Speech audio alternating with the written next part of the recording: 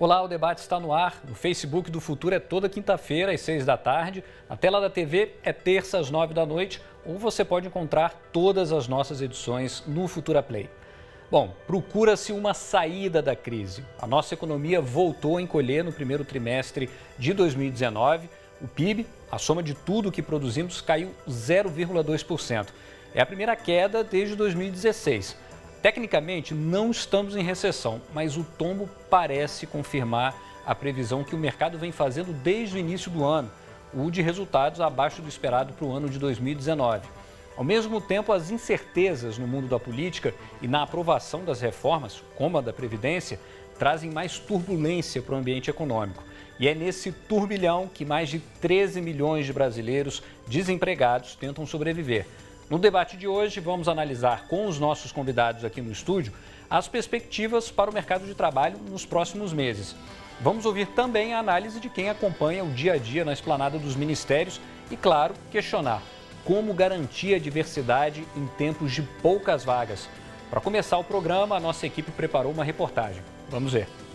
Nacional, quase 60 emendas propondo ajustes no texto da reforma da Previdência já foram recebidas. A manutenção das aposentadorias especiais para policiais está entre os principais pedidos. A previsão do relator é entregar o parecer até 15 de junho. A reforma da Previdência foi um dos principais pedidos das recentes manifestações de movimentos ultraconservadores para pressionar o Congresso. Pela primeira vez na história da nossa nação, o povo definiu a sua pauta e não a classe política. Nós invertemos a lógica. Até agora, na presente data hoje, eu apoio todas as medidas que o governo colocou, tendo em vista que nós estamos em uma recuperação econômica, então é preciso estancar a sangria para depois pensarmos em desenvolvimento, pensarmos em qualquer outro tipo de coisas a serem feitas pelo governo. A equipe econômica do governo aponta que a reforma precisa garantir a economia de R$1 trilhão em 10 anos, mas a proposta divide opiniões. A gente sempre tenta ser otimista, né? Que as coisas melhorem para o povo brasileiro, mas com as ideias do governo eu estou achando muito suspeito, algumas ideias do governo, então eu prefiro esperar um pouco mais. A gente é bem pessimista, né? Porque a gente já vê várias outras medidas sendo implantadas há muito tempo e a gente não vê surgir nenhum efeito prático, né? A gente torce para que as medidas realmente melhorem a economia e façam aumentar as vagas de emprego, né? A nossa esperança é essa. Bom, números na mesa, então vamos aqui conversar com os nossos convidados. O Bruno Ottoni é economista da Fundação Getúlio Vargas, especialista em mercado de trabalho. E Bruno, começo te perguntando, mercado de trabalho costuma demorar para apresentar sinais de recuperação. Mas tudo aquilo que precisa acontecer antes para essa recuperação se tornar possível parece que ainda não aconteceu, né? A gente tem que lembrar que o mercado de trabalho ele tem uma relação grande com a atividade econômica, né? Normalmente, quando o PIB começa a reagir, após essa reação do PIB, né, como você bem colocou, o mercado de trabalho reage, né? Tem um lag aí, demora um tempinho para o mercado de trabalho reagir, porque as decisões levam tempo, né? Quer dizer, contratar alguém, demitir alguém, é um planejamento que o empreendedor tenta levar a cabo com uma certa, quando ele tem menor incerteza, né, no horizonte. E, como a gente está vendo, o PIB não vem apresentando um crescimento muito expressivo, né? Ano passado cresceu pouco e agora tivemos aí um primeiro trimestre de 2019 com desempenho negativo novamente, né? Pois é, o Márcio Guerra está aqui com a gente também, ele é gerente executivo da Universidade Corporativa do Senai. Márcio, do ponto de vista produtivo, de quem oferta as vagas, né? Qual que é a avaliação sobre esses 6 meses e já com esses dados recém-divulgados pelo IBGE?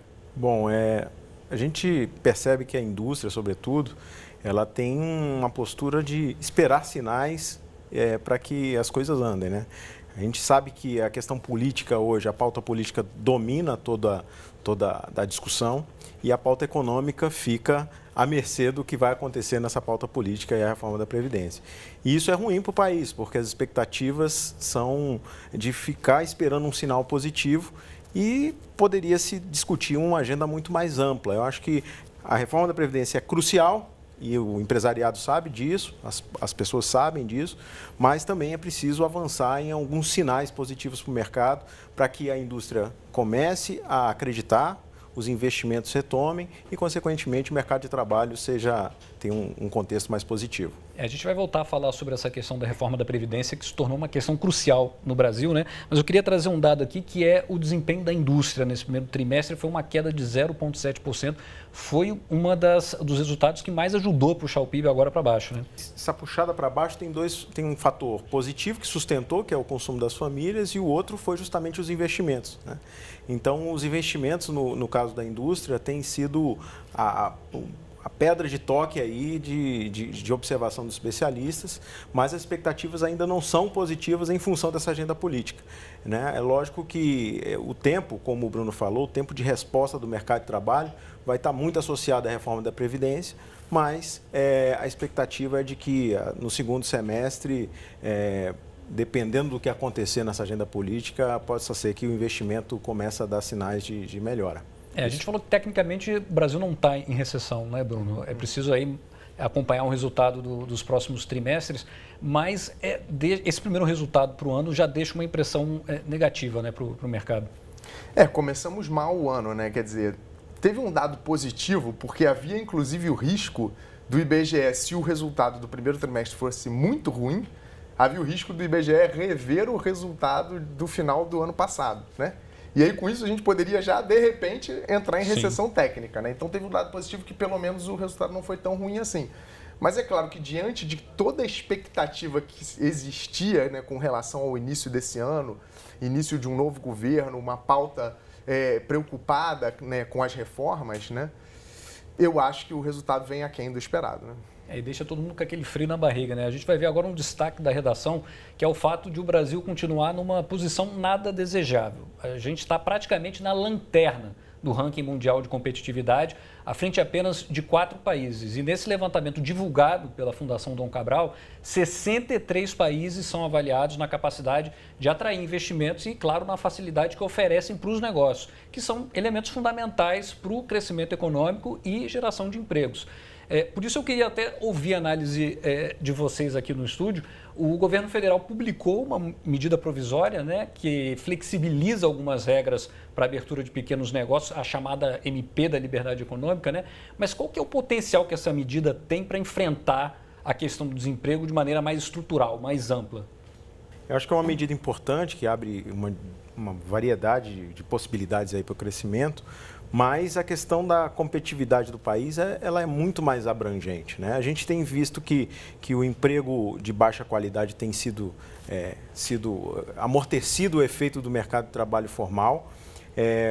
A questão do empreendedorismo é crucial nessa dinâmica, então pode ser que se vislumbre uma melhora, mas tudo vai depender da estratégia de crédito, de acesso e também de qualificação desse novo empreendedor que sonha em ter o seu negócio, né? Não adianta só querer, é preciso conhecer, ter conhecimento, ter qualificação também para poder fazer com que esse negócio dê certo. Então é um sinal positivo, mas é muito mais do que simplesmente o que está escrito na medida provisória. Existe um ecossistema que tem que ser criado de uma maneira positiva e, do outro lado, a gente tem que ter empreendedores qualificados para que a gente tenha efeitos dinâmicos e multiplicadores dentro da economia. Eu acho que o governo traz algumas pautas aí positivas, né? Quer dizer, no início, como já foi apontado aqui, né, o governo realmente se mostrou com muita dificuldade de fazer interlocução com o Congresso, né, criticando um pouco essa questão da velha política, enfim. Mas eu diria que mais recentemente está tentando, pelo menos, colocar algumas pautas positivas aí adiante. E uma das pautas que eu vejo com bons olhos é essa pauta da MP da Liberdade Econômica, porque, quer dizer, quando a gente analisa diversos desses rankings sobre competitividade e ambiente econômico, né, do Brasil, a gente vê que a gente está muito mal. Quer dizer, o ranking do Doing Business, que analisa burocracia, tempo de abertura de negócio, quer dizer, a gente está sempre nos recordes negativos nesses rankings, né, sempre nas últimas colocações. Então, quer dizer, essa é uma agenda que eu acho que é muito importante para a gente não fazer mudanças de curto prazo, né, que vão gerar um crescimento ali de curto prazo, mas que lá na frente não vão conseguir fazer um crescimento sustentável, né? Essas são mudanças estruturais, né, que podem fazer com que realmente a economia brasileira passe a crescer mais rapidamente no longo prazo, né? E gerar emprego, né, que é a grande questão. Bom, e falando nisso, o governo Temer tinha prometido gerar 6 milhões de novos empregos com a reforma trabalhista que foi feita lá em 2017, só que a gente não chegou nem perto disso, né? A gente tem observado bastante aí, a expectativa era muito grande de que o destravamento da reforma trabalhista gerasse um impacto positivo, mas tudo depende, como o Bruno falou, da economia também, né? A economia tem que alavancar, tem que andar para frente. A gente não teve, né, desde a reforma, um momento mais de crescimento, um pouquinho mais sustentável aí, e logicamente que isso compromete o efeito da reforma. Mas também é arriscado depositar todas as fichas que a reforma vai resolver o problema. Né? Sempre a questão da competitividade, do mercado de trabalho, as políticas públicas dependem de vários fatores. A gente estava falando de competitividade agora, mas não dá para falar de competitividade se a gente não falar de infraestrutura, não dá para falar de competitividade se a gente não falar de mão de obra qualificada, não dá para falar de competitividade se a gente não falar de educação. Então, são vários ingredientes, não existe uma pauta única que vai salvar o país. Então, a gente precisa olhar a política pública de uma maneira diferente. E o Senai hoje está trabalhando com quais cenários? Bom, o cenário atual, esse momento de recessão ou de estagnação, vamos dizer assim, é um momento onde a política de educação profissional e vamos dizer, o olhar da educação profissional é contracíclico. A gente tem que preparar para o que está por vir, né? Então, a gente tem consciência dessa missão, então as ofertas de cursos, tanto no nível de qualificação mais básica, mais cursos técnicos, tecnólogos, e uma pauta interessante de indústria 4.0, a gente está procurando trazer, porque é a oportunidade também de se preparar, porque se o Brasil crescer uns 5 anos, aí, mesmo que seja 1,5%, a gente vai continuar gritando por falta de mão de obra qualificada. Nessa pauta de indústria 4.0, um dos temas que tem sido muito citado é a questão da qualificação não apenas dos empreendedores, mas da mão de obra, né? Quer dizer, o que tem se observado muito é o desaparecimento do emprego médio, né? Da pessoa que tem aquela qualificação média. E os empregos que estão sobrevivendo são os empregos das pessoas mais qualificadas, que são aquelas que conseguem trabalhar juntamente com as máquinas, e das menos qualificadas, né? Então, quer dizer, e as das menos qualificadas estão cada vez tendo rendimentos menores, né? Porque o indivíduo que tem qualificação média, quando perde seu emprego, vai para essa qualificação menor. Então, quer dizer, dentro dessa pauta de indústria 4.0, quanto mais qualificada for a mão de obra, quanto mais qualificados forem os empreendedores, mais bem posicionado o país vai estar, né, para poder realmente lidar com todas essas mudanças que estão vindo aí. Bom, a gente está falando aqui de políticas, então a gente tem que ir a Brasília, né? As arestas do Palácio do Planalto com os demais poderes foi um tema recorrente nesses primeiros meses de mandato. Uma dificuldade a mais para a equipe econômica do ministro Paulo Guedes, que tenta convencer o Congresso Nacional a aprovar a reforma da Previdência, considerada a mais importante no momento. E quem vive esse bastidor é a Marta Beck, que é coordenadora da editoria de economia do jornal O Globo, em Brasília. Eu queria já apresentar a Marta aqui para os nossos amigos do estúdio, para as pessoas que nos acompanham, agradecer pela participação aqui no debate. E, Marta, o governo sinalizou aí em fazer um pacto com os demais poderes para que essa pauta das reformas avance, né? Isso aí traz alguma nova perspectiva para o mercado? Hoje, por acaso, eu vou só abaixar aqui o volume um pouquinho. Hoje, por acaso, eu tive uma conversa no Ministério da Economia com assessores do ministro Paulo Guedes, falando justamente sobre a questão do pacto que foi feito com os outros poderes e sobre a necessidade de aprovação da reforma da Previdência. E eles ficaram mais animados, esperançosos de que agora a reforma vai. A estimativa deles é que a reforma vai ser aprovada em 3 semanas. E é nela que eles apostam que realmente vai ser o caminho para gerar emprego. Pelas contas do ministro Paulo Guedes, se a reforma for aprovada, ela, com o regime de capitalização, né, que é a menina dos olhos dele, ela tem condição de gerar 3 milhões de empregos no Brasil nos próximos 10 anos. E ele está bastante animado com isso, porque isso é o que ele acha que vai destravar a agenda para outras medidas que o governo quer encaminhar para o Congresso, mas não quer que entre em competição com a reforma, então eles estão segurando, e isso vai dar mais disposição ao mercado que quer trazer dinheiro para o Brasil, de fato fazer esse movimento. Agora, Marta, essa dificuldade que a agenda econômica está tendo de avançar no Congresso, ela não é só pelo teor dela, existe uma questão também de relacionamento com o parlamento que anda bem complicada, né? Exatamente. O Paulo Guedes, que sempre diz nos bastidores que ele não gosta de fazer articulação política, ele teve que entrar para fazer, porque o Palácio do Planalto, existe uma fricção ali entre o Palácio do Planalto e o Congresso. Durante um tempo ali, há algumas semanas atrás, o ministro Onyx Lorenzoni entrou em conflito com o presidente da Câmara, Rodrigo Maia, e no fim das contas é o Rodrigo Maia quem toca a pauta, quem decide ali como é que a banda toca. Então, a equipe econômica teve que entrar fazendo um papel um pouco de bombeiro para tentar resolver isso, e eles consideram que essa coisa está mais ou menos superada, mas a gente nunca sabe, porque é realmente surpreendente a capacidade que esse governo tem de criar fricção com o Congresso o tempo todo, né? Então, assim, minuto a minuto o monitoramento. Isso é uma coisa que a gente tem observado. De qualquer maneira, fica aqui o espaço para, se eles quiserem se manifestar, conversar com a gente sobre discutir essa relação aí com o Congresso, o espaço está aberto. Mas eu quero perguntar para você, e depois vou até repercutir aqui no estúdio, o governo fala muito na pauta da Previdência. Você acha que falta um conjunto de medidas mais claras, inclusive para tranquilizar o mercado, tranquilizar o parlamento, um direcionamento mais claro de onde eles querem chegar? Acho que a pauta econômica do governo ela é muito, muito ancorada na reforma da Previdência. A reforma da Previdência é o que eles consideram o ponto de partida para você resolver uma série de outras coisas. Existem basicamente 3 pilares, né? É o pilar do equilíbrio fiscal, que é conduzido pela reforma da Previdência. Tem o pilar que é das privatizações, que você dá uma pauta liberal, né? Dá mais eficiência ao Estado. E o outro é uma pauta de desburocratização, que inclui, por exemplo, a MP da liberdade econômica.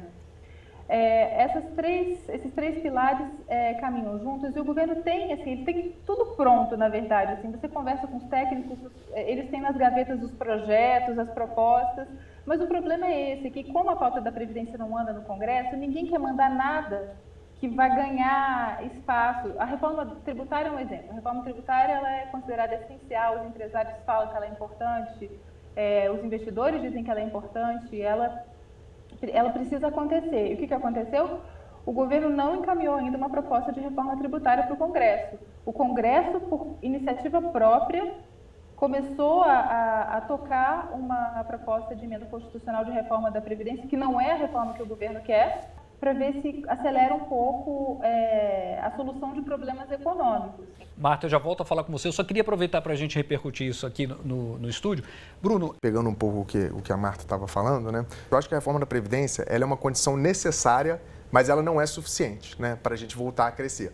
Por que ela é necessária? Porque realmente, com a situação fiscal da forma como está, as perspectivas são muito ruins no longo prazo, o investidor fica receoso de investir hoje, né?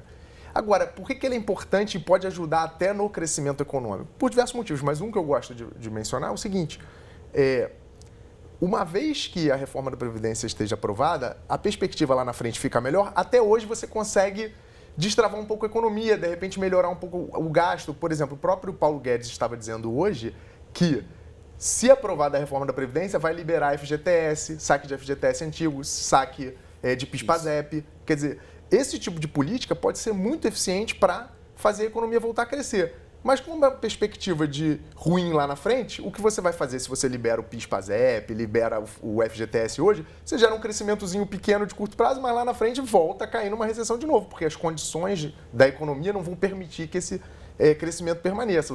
Os agentes vão voltar a ver que lá na frente a situação vai ser ruim e vão decidir não investir.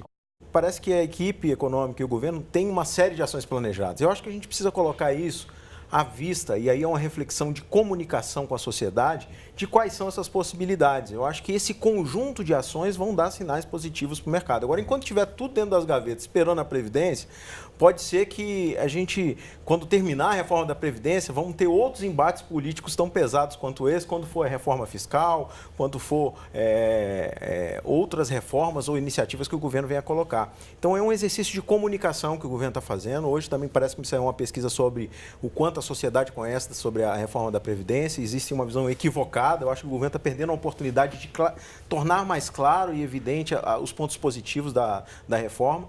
E tem que aproveitar para aprender nesse momento, porque essa é só a primeira batalha, vão vir outras batalhas. E o Brasil não pode esperar 4 anos em discussões numa dimensão só política e o crescimento não vai vir. Sem dúvida tem muita coisa para resolver. A gente está ao vivo no Facebook do Canal Futuro. A gente recebeu uma pergunta que eu vou até direcionar aqui para o Bruno, que é o seguinte.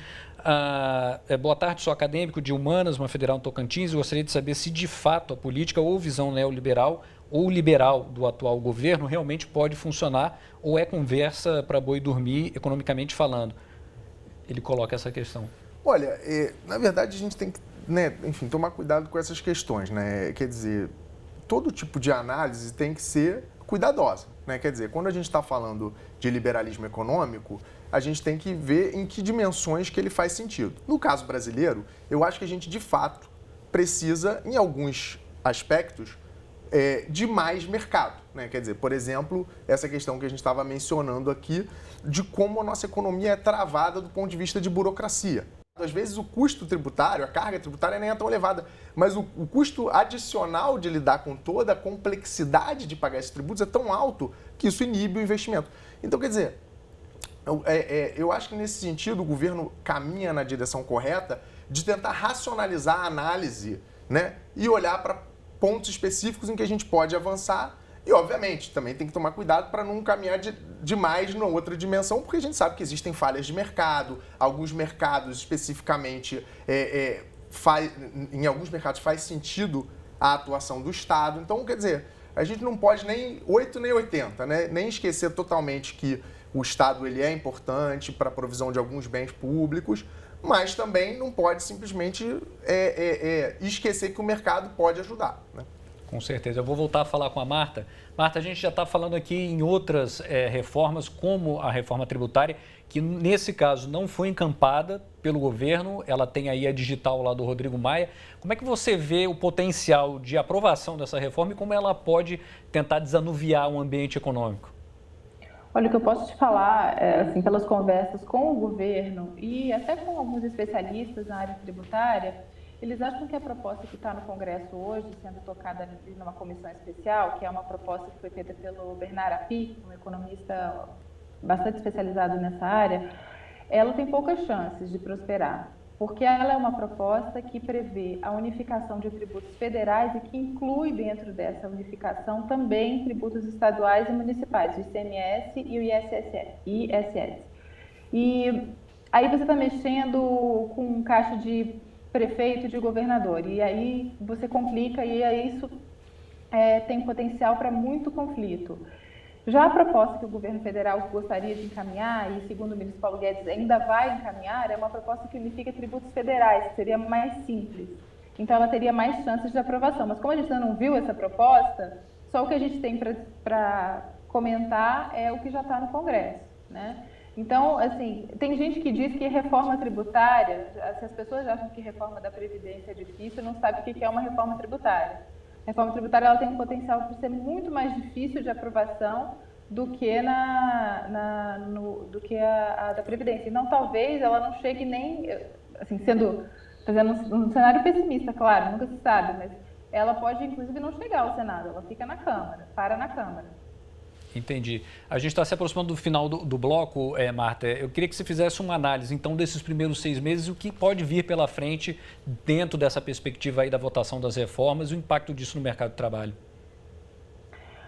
Olha, o que a gente pode ver aí pela frente tem assim, algumas coisas que o governo está prometendo, né? Para além da reforma da Previdência, ele tem um programa de socorro aos estados, que também precisam de uma reforma da Previdência, mas que hoje estão numa situação tão difícil financeira, que o governo está disposto a encaminhar um projeto que permita que o Tesouro dê garantia para os estados poderem tomar empréstimo para poder colocar a casa em ordem. Então, isso aí vem pela frente. E, assim, à medida que os estados também conseguem ganhar fôlego, isso também ajuda na geração de emprego. Agora, você me pediu para fazer uma análise, eu queria encerrar aqui falando uma coisa que eu ouvi hoje que me deixou bastante preocupada. Falando com o auxiliar do ministro Paulo Guedes, eu perguntei para ele, a economia cresceu pouco, retraiu, na verdade, né, 0,2%, O que você diria para um jovem que hoje está desempregado e que precisa sair aí, colocar a cara para conseguir alguma coisa? Ele disse assim, eu diria ao jovem para ele esperar um pouco, porque quando a reforma da Previdência vier, o crescimento maior vai vir, o investimento vai vir, o emprego vai vir. E aí eu achei meio preocupante ouvir isso, porque pedir para o jovem esperar, você só aumenta o desânimo e o desalento, né? Então, tomara que venha tudo antes, que venha uma onda positiva antes disso. Com certeza. Marta, muito obrigado pela sua participação aqui no debate. Não vou deixar você esperando não, viu? Pode estar liberada aí para o fechamento do jornal. Obrigado, volte sempre aqui, viu? Obrigada pelo convite. O ministro sugeriu que o jovem espere um pouco. Dentro dessa perspectiva, parece que as coisas não estão muito claras. Como é que você avalia, Bruno? Eu acho que, na verdade, o governo está realmente apostando bastante na reforma da Previdência. E é compreensível, a reforma da Previdência ela é importante para destravar a questão fiscal, mas eu concordo também com alguns dos pontos levantados pelo Márcio, né, que a gente precisa olhar para uma pauta um pouco mais geral, né? Quer dizer, é claro que a Previdência ela vai permitir algum alívio fiscal também de curto prazo, apesar dela resolver mais a situação fiscal no longo prazo, ela vai permitir algum alívio de curto prazo, o que pode ajudar a destravar, como eu falei, o FGTS, liberar o FGTS, PIS/PASEP, você pode dar uma ativada aí na economia, mas só faz sentido fazer isso com a Previdência. Mas tem outras questões, tem a pauta da reforma tributária, que realmente o governo deixou um pouco de lado, acabou que quem começou a tocar essa pauta foi o Congresso, né? Mas o governo, de certa forma, até sinalizou que talvez pudesse apoiar essa reforma. Não está muito claro. Eu acho que o problema é um pouco esse também. Falta dar um pouco mais de norte. Olha, a gente vai apoiar essa reforma tributária. Questão também das universidades, o corte. Também, novamente, o governo poderia ter sinalizado um pouco melhor. Olha, a situação realmente fiscal está muito complicada. E aí, novamente, acaba criando muito atrito em vez de tentar dar um norte de qual é realmente a política que o governo pretende fazer para a educação, né? Quer dizer, então acho que falta um pouco isso. Márcio, rapidinho, para a gente ir para o intervalo. Para a indústria? Para a indústria, ela se sente um pouco, às vezes, igual o jovem, né? Esperando. Espera um pouco. Então, assim, os sinais não norteiam isso, né? O Brasil tem uma dificuldade enorme de fazer política industrial também, né? De uma maneira ampla, de fazer escolhas. O Brasil ele está chegando um momento onde nós vamos precisar fazer escolhas. O governo tem que sinalizar qual é a direção que ele acredita dentro dessa estratégia, qual é a direção que nós devemos ir. Isso são sinais importantes, não só para o jovem, mas também para a indústria, para o comércio, para o serviço, pensar como é que vai agir no futuro e, consequentemente, fazer a economia girar. Sem dúvida. A gente agora vai para um intervalo rápido e na volta a gente continua com o nosso debate. Você continua esperando a gente aqui que a gente vai voltar, viu? Até já. O debate está de volta falando do cenário do emprego e desemprego no Brasil. E, claro, das medidas até agora anunciadas para a abertura de novos postos de trabalho. Nos 3 primeiros meses desse ano, 12 estados e o Distrito Federal registraram a maior taxa de subutilização da força de trabalho nos últimos 7 anos, segundo o IBGE. Vamos ver mais detalhes na reportagem da nossa equipe. Nos primeiros meses do ano, mais de 28 milhões de pessoas estavam desempregadas, trabalhando menos de 40 horas semanais ou não estavam procurando emprego por motivos diversos. Um recorde na série histórica do IBGE. Desde o meu último trabalho, assim, fixo mesmo, são 4 a 5 anos, 4 anos e meio. Faz mais ou menos um ano já. Os dados da PNAD contínua, referente aos 3 primeiros meses do ano, mostraram ainda que, no período, mais de 60% da população que desistiu de procurar emprego estava no Nordeste. A população feminina era a maioria em idade de trabalho, mas era também a maior parte da população desocupada, com um total de 52%. Já está bem defasadas em termos de emprego, as pessoas não estão encontrando muito, né? Está bem difícil.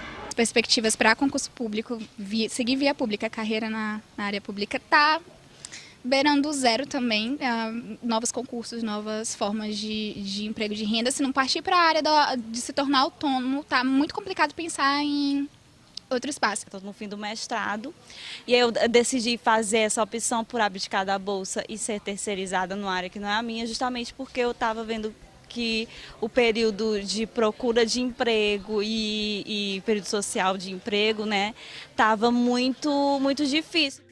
No momento da pesquisa, os pardos representavam 47% da população fora da força de trabalho, seguidos por quem se declarou branco.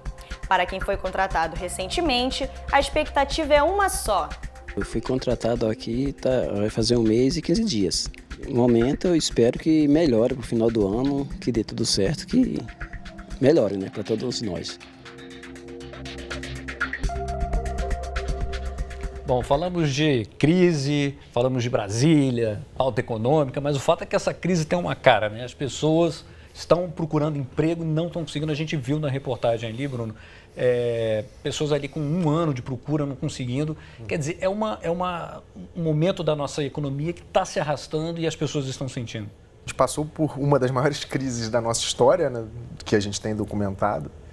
E, diferentemente do que aconteceu no passado, né, antigamente, quando a gente passava por uma crise dessa, a gente saía da crise com um crescimento forte, né? E não tem sido o caso nesse ano, né? Quer dizer, nessa última crise, né? Em 2017, que foi o primeiro ano pós-crise, a gente cresceu muito pouco, em 2018 muito pouco, e agora começamos esse ano novamente com um trimestre de crescimento negativo. E aí, realmente, as perspectivas para essas pessoas é muito ruim, porque na crise o desemprego atingiu níveis recordes. E aí, como a economia não cresce, também a gente não vê a taxa de desemprego caindo, as pessoas não conseguem emprego e realmente a gente olhar para essas pessoas há muito tempo sem conseguir emprego é uma situação preocupante e que é preocupante no curto e no longo prazo, porque essa pessoa está perdendo capital humano, aquilo que ela aprendeu, né? A gente viu muitos jovens com esse discurso. Muito jovem, quer dizer, o indivíduo sai do colégio, você gastou dinheiro, investiu na educação dele e aí não consegue um emprego. Lá na frente, quando ele vai conseguir esse emprego, ele já depreciou o capital humano dele, ele já esqueceu alguma coisa do que ele aprendeu. Então, ele já vai ser menos produtivo na frente, o que reduz as perspectivas de crescimento do país mais adiante. E esse indivíduo deixa de acumular experiência. A experiência também é importante para o indivíduo se tornar mais produtivo. Então, quando ele entra lá na frente, ele está muito menos produtivo do que ele poderia ser se ele tivesse conseguido pelo menos algum empreguinho ao longo desse tempo. Então, quer dizer, tudo isso prejudica o jovem hoje, tem a cara das pessoas que estão em sofrimento, né, e passando por dificuldades, e prejudica o país como um todo, diminui a perspectiva de crescimento de longo prazo, então realmente é uma situação muito complicada.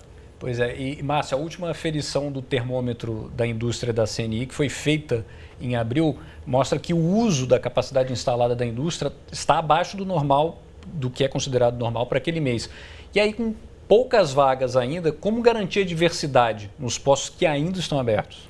É um desafio, né? Porque quando a economia está crescendo, a questão da diversidade parece que a gente começa a ter mais oportunidade e aí o mercado de trabalho se torna um pouquinho mais igual. No momento de crise, aí voltam-se vamos dizer, a cultura do passado ou algum tipo de preconceito e acaba dificultando em alguma medida. Eu acredito também que nós temos um problema que nós costumamos chamar, enquanto economistas, de assimetria de informação, né? E a gente tem diferenças de informação. A sociedade, o jovem, sobretudo, tem pouca informação de onde ele tem maior chance de conseguir um emprego. E, por outro lado, a gente não tem sinais positivos de investimento. Então, quando você fala da capacidade instalada, quando o mercado, a indústria, no nosso caso, olha e começa a dar sinais de recuperação, como é que o jovem que está lá procurando emprego, ou está mais de 1 ano, aquela pessoa adulta que está procurando, como é que ela olha para aquilo e recebe aquela informação para que ela possa também fazer movimentos em direção a esse emprego? Então, e nesse momento de retração, eu acho que a questão das minorias ou das pessoas que têm a dificuldade de inclusão no mercado de trabalho começa a se acirrar mais, as dificuldades começam a ser maiores. Tá certo, olha só, para quem está em busca de emprego formal, a notícia é que o mês de abril teve o melhor resultado em criação de vagas desde 2013.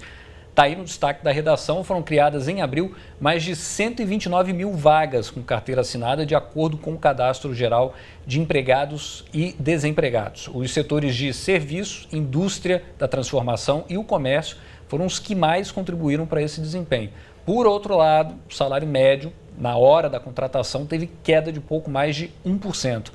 Bruno, a gente, claro, comemora a criação dessas vagas, né? Mas do ponto de vista macro, esse resultado é significativo? Olha, na verdade é engraçado porque esse dado do CAGED ele é muito volátil, né? Então, se a gente pega abril foi recorde, positivo. Mas aí o mês anterior, que foi março, foi recorde negativo. E aí o mês anterior, fevereiro, foi recorde positivo e janeiro não foi muito bom. Então, quando a gente pega no acumulado do ano, é um ano de CAGED que está muito parecido com o ano passado, né? O que não surpreende, dado que o crescimento econômico desse ano, as projeções de crescimento econômico, por exemplo, estão convergindo, estão caminhando cada vez mais para perto das projeções do que foi o crescimento econômico do ano passado. E esse tipo de emprego, o emprego formal, ele responde ainda mais à atividade econômica, ele é muito relacionado com a atividade econômica. Então não surpreende que a gente esteja caminhando para um ano, mais ou menos, que de um CAGED, de uma geração de postos de trabalho formal, parecida com o ano passado. Agora, isso não é bom, né? Porque ano passado a gente não teve uma geração muito expressiva de postos de trabalho e o desemprego caiu muito pouco. E, quer dizer, como é que a gente vai falar para as pessoas, essas pessoas aí que estão com 13 milhões de desempregados, todos na fila e muitos agora já desempregados de longo prazo?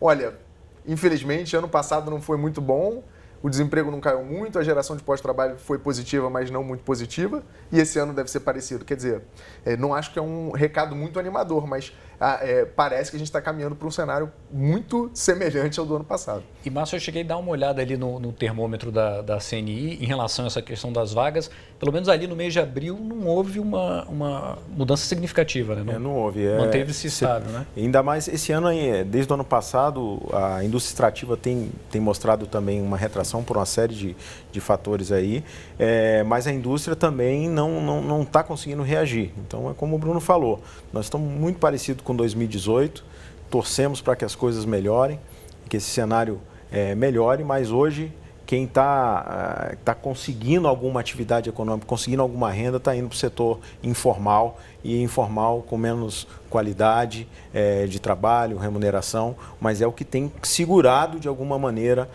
a renda das pessoas. E isso é um desafio grande aí que o governo e que o Brasil tem.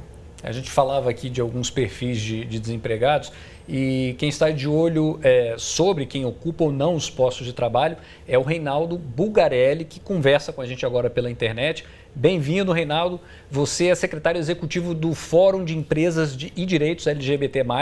E no atual cenário, a análise que você pode fazer sobre a oferta de emprego para essas pessoas, como é? Triste, não é? A gente tem esse lado também que afeta... o desemprego afeta, sobretudo, as chamadas minorias. Mas a gente tem tido também uma experiência com um grupo de empresas grandes que estão rompendo com isso, né? E prestam atenção nas possibilidades que a diversidade oferece. E aí, sobretudo com pessoas trans, a gente tem centenas, de pessoas contratadas aí nos últimos anos para esses postos em grandes empresas, porque elas estão buscando quebrar esse paradigma, ou seja, distribuir as oportunidades em tempos bons ou ruins de uma forma mais justa, mais igualitária, né? Reinaldo, eu já volto a falar com você, porque a gente vai conferir um depoimento sobre a visão das pessoas trans em relação ao mercado formal de trabalho. Vamos ver. Como você tem percebido o mercado de trabalho para pessoas trans? Eu tenho percebido que está se ampliando mais esse mercado de trabalho, lojas, no rumo da moda, da maquiagem, de cabelo. Eu percebo que a busca por esses profissionais tem se tornado mais intensa, tanto na área de secretariado, como em órgãos públicos. E eu acredito que esse espaço está sendo muito mais aberto e muito mais ampliado. A gente vai voltar a falar com o Reinaldo. Reinaldo, como é que o Fórum de Empresas e Direitos LGBT+, discute essa questão da diversidade nos postos de trabalho, mesmo num cenário aí de incerteza da manutenção, né, das atividades das empresas? A nossa perspectiva é essa da diversidade. A gente tem como prioridade a questão das pessoas trans, que são as mais afetadas, né, sempre foram, mesmo em tempos bons ou ruins, né, as pessoas sempre ficaram por lá de fora, e nós elegemos também a questão racial, a questão do negro, porque aqui, né, complica mais ainda a vida dessas pessoas. Nós estamos olhando com muita apreensão, né, toda essa situação do país, não só do ponto de vista da economia, mas toda a discussão mesmo de direitos humanos, porque isso afeta diretamente as chamadas, de novo, chamadas minorias, né? Se as coisas estão ruins, né, para a população em geral, quando você pega a questão da mulher, do negro, da pessoa com deficiência, das pessoas LGBT, você vê aí, né, em todos os dados que nós analisamos aí, o quanto realmente isso afeta mais. E o duro, que não está ligado a competências, né? Está ligado a características das pessoas. Quando uma empresa valoriza a diversidade, ela está exatamente de olho, né, nessas pessoas que têm qualificação, que têm condições de estar no mercado de trabalho e que enfrentam preconceito, por isso não estão ali, né? Deixa eu perguntar aqui no estúdio para o Márcio. Márcio, a gente está vendo a questão da população trans, mas também negros e pardos, que representam aí 63% dos desempregados. Em relação a esses segmentos, a situação em que eles ficam, não dá para dizer que é só uma questão econômica, né?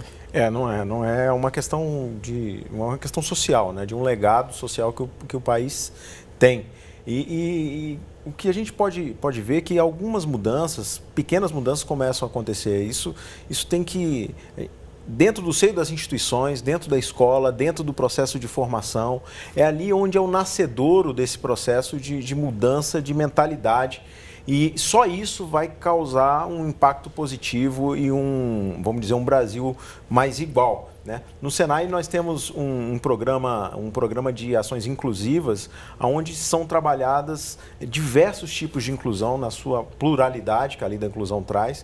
E a gente percebe muito positivamente mudanças, vamos dizer, no processo também de autoestima dessas pessoas quando têm a oportunidade, que são recebidas de forma mais fraternas e igual diante de outras pessoas na sociedade. Então, essa é uma mudança institucional, mas que passa pela educação. Professores, alunos, dentro da escola, a gente precisa trabalhar esse processo de inclusão na sua diversidade enorme que existe hoje. Sem dúvida. Olha só, temos repercussão, hein? Mais cedo a gente falou do ranking de competitividade, que analisa 235 indicadores, e um deles nós saímos bem, viu? Ficamos em 9º lugar no quesito mulheres em cargos de gestão. Indicador que começou a ser medido só esse ano. Quase 40% desses cargos são ocupados por mulheres. Márcio e Bruno, vou trazer a questão aqui para vocês. Como é que vocês analisam esse movimento? Olha, eu acho isso muito positivo, né? Quer dizer, é importante que a gente inclua a mulher no mercado de trabalho brasileiro. Primeiro porque quando a gente olha a taxa de participação da mulher, ela, infelizmente, hoje ainda é muito menor do que a do homem, né?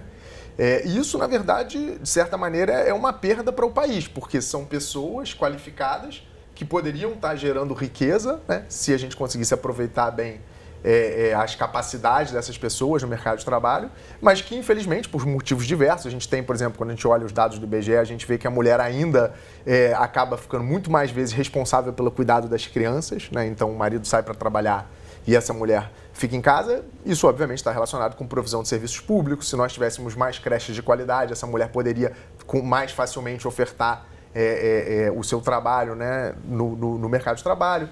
Enfim, mas, no fundo, pelo menos é um avanço que a gente esteja bem ranqueado aí, né, nessa avaliação de competitividade, no que tange a empregabilidade das mulheres em empregos de alto escalão nas empresas. Queria falar com o Reinaldo de novo. Reinaldo, como é que essa experiência, esse resultado pode inspirar aí para outros segmentos, outros grupos, né, para que eles também tenham mais espaço? Isso afeta todos esses temas, né? Você viu que eu estou frisando chamadas minorias, mas nós estamos falando de 55% da população brasileira que é negra, 52% de mulheres e assim vai, né? Então, você tem que buscar, do lado empresarial, você está atrás de gente competente para trabalhar, né? Enfrentar o preconceito é importante. Do lado das pessoas que estão procurando emprego, a gente vê assim, é importante se informar para você achar essas empresas que estão buscando ser mais inclusivas. Claro, é todo um aprendizado que as pessoas também vão ajudá-las nisso. Nós temos realizado, Bernardo, feiras de empregos para pessoas trans. Então é uma preocupação, como já foi dito aí, né? Como é que você aproxima esses jovens, sobretudo, né? Mas as pessoas, no caso de pessoas trans, na base da pirâmide, de empresas que têm condições de acolher, de investir no seu desenvolvimento, e isso tem acontecido. Maravilha. Agora, em relação a essas empresas, Reinaldo, que têm feito essa opção por trazer o diferente, né, para os seus quadros também, isso é uma coisa que a gente vê já algumas grandes empresas no Brasil se preocupando. A gente vê, inclusive, nos comerciais, na televisão, a referência a outros segmentos da população. Fora do país, a gente vê isso muito, de maneira muito clara também. Você acha que isso é uma tendência mundial, de alguma maneira? É uma tendência em função da situação atual, mundo digital, mundo VUCA, né, que a gente chama volátil, incerto, complexo, ambíguo, essa revolução 4.0, industrial, essa questão toda, tem colocado as empresas em contato com outras ideias sobre o que é o emprego, o trabalho e a necessidade da diversidade para a inovação. Isso era muito discurso há décadas atrás, né? Hoje a turma mais esperta está percebendo isso. É isso que tem favorecido, né? Que algumas empresas sirvam de referência para o ambiente de negócios mesmo todo, não só o ambiente empresarial, pensando tudo isso daí também a sociedade brasileira, né? Para a gente perceber que essa discriminação não faz sentido, que tem adição de valor efetiva quando você promove mulheres, né? Mulheres, segundo aquela pesquisa do Instituto Ethos, 13,7% de mulheres em cargos executivos. Ainda estamos longe, né? Estamos vendo esses sinais de melhora, mas ainda tem muito para ser feito. Com certeza, Reinaldo. A gente hoje está aproveitando aqui para trazer várias visões aí diferentes sobre essa questão. E eu quero convidar você e quem nos acompanha em casa a conferir uma entrevista que a gente fez com a ativista Indianara Siqueira. A nosso convite, ela comentou a questão da diversidade. Ela é o tema do documentário NEM, que estreia no Futura e já está disponível no Futura Play. Vamos ver. As pessoas trans travestis, geralmente, elas têm muita dificuldade para entrar no mercado formal de trabalho, porque hoje nós temos cursos pré-vestibulares para incluir as pessoas nas universidades, né, ou para que elas estejam aptas também para fazer, né, certos concursos, né, que precisam ser feitos, ou para prestar os testes para o mercado formal de trabalho também. Mas o problema é que esses lugares não estão preparados para receberem essas pessoas. Então acaba sendo complicado, porque a gente faz um trabalho no início, né, na ponta, mas quando elas chegam para concorrerem às vagas, esses espaços não estão preparados para respeitar o nome social. O acesso à formação educacional e profissional e a reinserção de pessoas LGBTI no mercado de trabalho são lutas da ativista Indianara Siqueira. Tem a questão do banheiro, que não tem um banheiro específico, ou então tem que usar ou o masculino, no caso das mulheres trans, ou o feminino, no caso dos homens trans. O vestuário é muito complicado, então tem que preparar também o mercado de trabalho para receber essas pessoas, né? Senão continua como é atualmente. A ativista fundou em 2016 a Casa NEM, no Rio de Janeiro, um lugar de acolhimento e que desenvolve projetos, além de acompanhar a demanda das pessoas LGBTI pela garantia de direitos. A trajetória dela dentro da comunidade transgênera do Brasil é contada no documentário NEM, exibido no canal Futura. Quando a gente começou o trabalho, a gente não tinha noção que ia ter esses desdobramentos todos, mas depois de 2 anos, muita coisa aconteceu, o Brasil modificou completamente e a gente entendeu que o personagem da Indianara podia levar a gente a entender um pouco da realidade brasileira, da dicotomia que a gente vive e entender isso de uma maneira instintiva, porque ela é uma pessoa visionária, que tem ideias muito autênticas. Pra fazer a revolução, mais putas, as bi, as gay. Como eu falo, a gente não quer salvar ninguém da prostituição, né? Mas a gente quer que não seja a única opção para as pessoas, né? Então a gente não quer que a prostituição seja a única opção para as pessoas trans.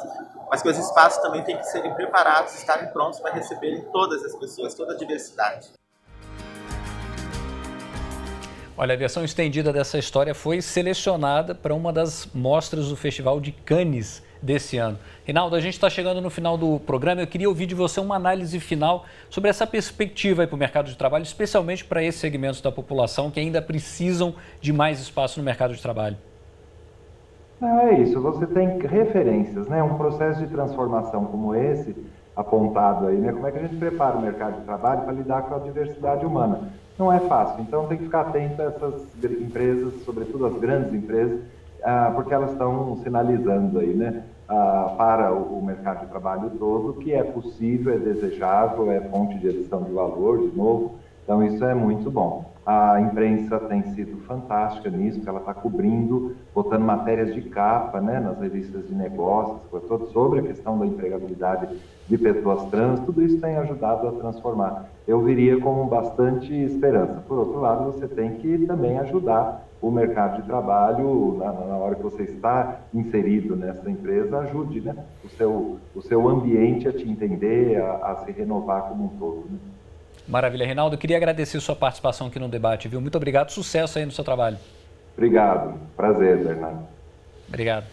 Bom, a gente está chegando aí no final do debate, eu queria ouvir aí uma análise final. Falamos aí desses 6 primeiros meses, a situação da nossa economia, os últimos resultados e a perspectiva aí para o mercado de trabalho. Márcio, você que entende tudo aí da indústria, como é que está essa expectativa aí para os próximos meses, né? Bom, a gente espera que o governo de fato consiga, já que está colocando toda a força aí na reforma da Previdência, que consiga sair do outro lado e que junto com essa aprovação venham uma série de outras políticas e iniciativas que destravem a economia para que a gente possa, nos próximos 5 anos, tentar recuperar tudo aquilo que a gente começou a perder desde 2014. Então, a velocidade de retomada do crescimento vai ser determinante e, logicamente, qualificação, estudar muito, o jovem tem que estudar muito, tem que se preparar, se qualificar, porque daqui nos próximos 10, 15 anos o jeito de crescer da economia vai mudar. Então, profissões mais manuais e rotineiras vão perder espaço e as mais qualificadas vão ser a grande maioria no mercado de trabalho, então a gente vai precisar de um outro profissional.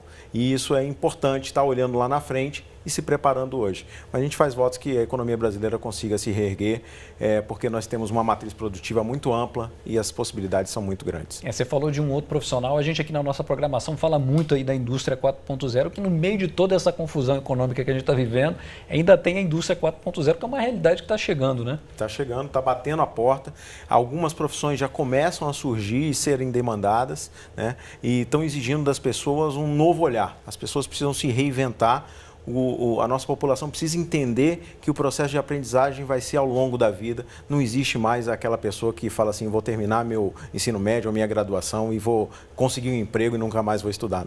As coisas vão mudar e a sociedade vai ter que aprender de uma forma muito rápida até a nossa melhor idade. Tomara, né? Bom, eu queria ouvir agora uma análise aqui do Bruno para esses próximos 6 meses aí, como estaremos no final de 2019. Olha, eu acho que as perspectivas, por enquanto, não são muito positivas, mas, quer dizer, eu fico um pouco do lado do Márcio nesse sentido. Torço para que o governo consiga melhorar a articulação política, melhorar a comunicação com a sociedade, desenhar estratégias mais claras do que deve ser feito, levando em consideração a reforma da Previdência, mas não apenas a reforma da Previdência, quer dizer, uma vez aprovada essa reforma, e, enfim, espero que seja aprovada realmente para a gente conseguir destravar essa pauta aí e poder incluir outros elementos na pauta do governo. E aí, dessa maneira que o governo consiga apontar um norte, né, para que todos os agentes da economia, todas as pessoas possam saber qual é o plano e aí sim possam investir de forma, de acordo com esse plano que vai, né, se tudo correr bem, né, vai estar bem delineado e bem desenhado para as pessoas. Com relação a essa pauta que o Márcio trouxe também, acho que é interessante da questão da indústria 4.0, um elemento que eu acho muito importante também é claro, as pessoas vão ter que aprender a aprender, né, cada vez mais com as mudanças. Eu também tenho estudado um pouco desse tema, mas uma coisa que é muito importante também as pessoas terem em mente, né, o telespectador aí, é que habilidades socioemocionais vão ser muito importantes no futuro, tá certo? Porque isso é uma das coisas que a máquina ainda tem dificuldade de substituir. Então, por exemplo, teve um estudo para os Estados Unidos, a gente está até tentando fazer alguma coisa parecida para o Brasil, olhando, separou as ocupações entre aquelas que exigem habilidade matemática e habilidade socioemocional, habilidade matemática, mas não exigem habilidade socioemocional, habilidade socioemocional, mas não matemática, e nenhuma das duas. E o que eles perceberam é que os empregos que mais estão crescendo são aqueles que exigem as duas coisas, matemática e socioemocional. Quem sabe isso, tanto matemática quanto socioemocional, está muito bem. Agora, o segundo colocado não é matemática sem socioemocional, é socioemocional sem matemática. Então, quer dizer, por que isso? Porque no mercado de trabalho do futuro não adianta você ser um grande gênio com capacidade de matemática se você não consegue comunicar as coisas que você está pensando, se você não consegue explicar essas coisas para as pessoas e, de fato, fazer com que as pessoas embarquem nos seus projetos, né? Então, quer dizer, nessa dimensão aí, pensando para o futuro, mercado de trabalho do futuro, e aí um pouco mais para frente do que apenas esse ano, né? É importante, sim, que o jovem que está se preparando se preocupe muito em desenvolver essas habilidades socioemocionais, tá certo? E procurar empregos e profissões que estejam relacionadas que precisem desse tipo de habilidade. Sem dúvida, a gente vira e mexe, fala sobre as competências socioemocionais aqui. Aliás, o bom humor faz parte das competências socioemocionais. E a gente chega naquele momento do nosso programa que o bom humor agora aqui vai chegar para a gente dar uma descontraída. É o momento dos memes, um momento bem esperado pela gente aqui. Vamos então ao primeiro. Tudo era mais fácil quando eu ia para a escola desenhar 2 montanhas e um sol. Certamente, né? Quem não tem saudade desse momento. E, meu Deus, uma vaga de emprego me solta, preciso enviar um currículo. Gente, infelizmente, é a realidade de muita gente, né? Para a gente fechar, procurando emprego, tá aí o personagem do Procurando Nemo. Essa é a realidade de muitos brasileiros, infelizmente. Mas estão postas aí as questões, o país precisa avançar.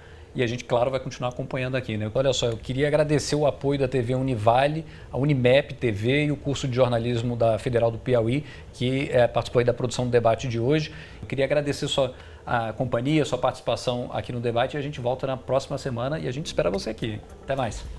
Até mais.